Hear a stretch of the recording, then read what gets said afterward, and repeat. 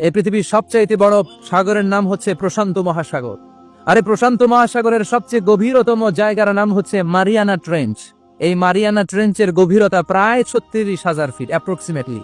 আরে পৃথিবীর সবচেয়ে বড় যে পাহাড়টা মাউন্ট এভারেস্ট, এটার উচ্চতা প্রায় 29,035 ফিট।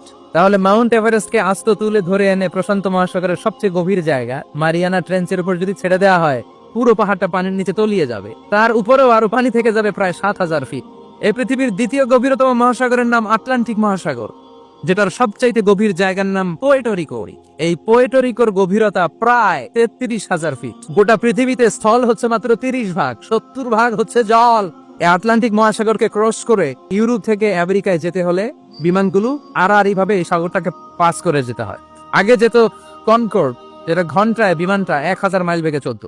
ওই বিমানটা দিয়ে পাশের দিক থেকে এই পাশ থেকে ওই পাশটা ক্রস করতে 4 ঘন্টা লেগে যেত।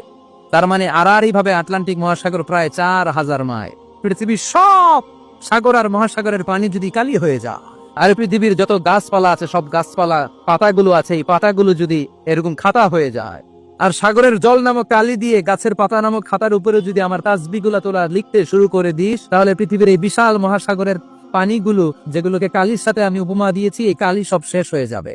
পৃথিবীতে যত গাছের পাতা আছে, যেগুলো দিয়ে তুই খাতা বানালি, খাতাও ফুরিয়ে যাবে। ফুরাবে না, শুধু আমার প্রশংসা চিৎকার করে বলেন ঠিক কিনা?